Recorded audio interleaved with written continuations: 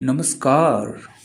प्रचंड गर्मी में खरीफ फसलों के दुश्मन कीट और रोगों से कैसे मिलेगा छुटकारा, ये आप सभी किसान भाई और बहन सोच रहे होंगे। तो आपके लिए ये तकनीक हम लेके आए हैं। इसके बारे में जानें और इसे अपने प्रयोग में लाएं। धान एक ऐसी फसल है जिसमें सबसे अधिक रोग, बीमारियों और खरपतवार की समस्या आती है। अधिकांश किसान पहले नर्सरी में पौधे उगाते हैं, फिर छोटे छोटे पौधों को खेत में रोपते हैं। नर्सरी में अधिक लगने वाले रोग भूमि जनित होते हैं। अक्सर किसानों को बोई गई फसलों की नर्सरी में भूमि जनित कीट, रोग और खरपतवार से नुकसान होता है। ये भूमि जनित कीट, रोग और नेमाटोड खेत की मिट्टी में पहले से ही मौजूद होते हैं। अनुकूल मौसम मिलते ही खेत में लगी फसलों को क्षति पहुंचाते हैं।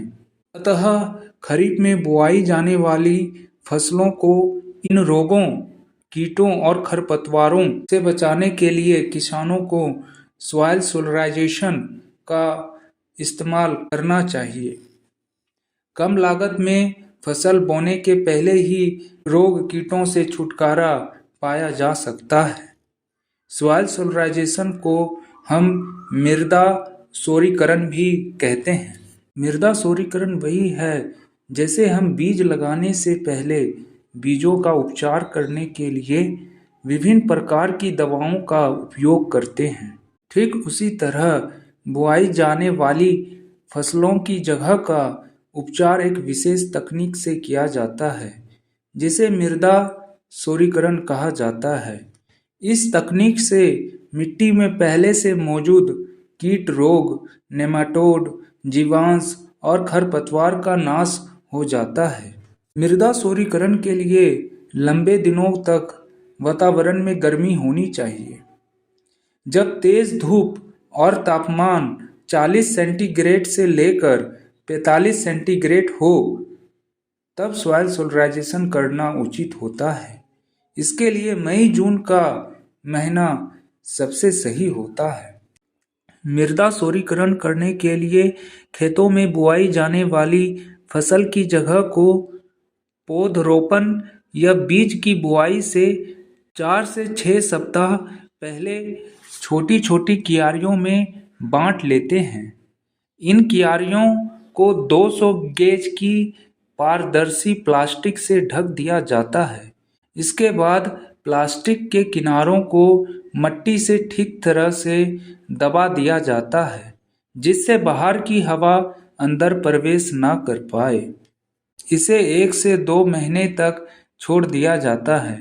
इस प्रक्रिया से ढकी प्लास्टिक के अंदर जगह का तापमान बढ़ जाता है जिससे मिट्टी में पहले से मौजूद रोगों के रोगजनक हानिकारक कीटों के अंडे, प्यूपा, नेमाटोड और कुछ खरपतवारों के बीज नष्ट हो जाते हैं। इस तरह भूमि में बिना किसी रसायन के उपयोग किए भूमि को उपचारित कर भूमि जनित कीट, रोगों और खरपतवारों से छुटकारा मिल जाता है। मृदा सोरीकरण में कुछ मुख्य बातों पर ध्यान देना चाहिए, जैसे खेत साफ सुथरा हो, फसल अवशेष ना हो, पॉलीथीन से ढकने से पूर्व मिट्टी को पलटकर समतल और भुरभुरा बना लेना चाहिए। ढकने से 1 से 4 दिन पूर्व हल्की सिंचाई कर दे। पॉलीथीन चादर के किनारों को अच्छी प्रकार से मिट्टी से ढक दें जिससे नमी और ऊष्मा का ह्रास हो सके। यह विधि धान सहित सब्जियों और फलों की पौधशाला में लगने वाले रोगों और कीटों के बचाव के लिए अधिक लाभकारी सिद्ध हुई है।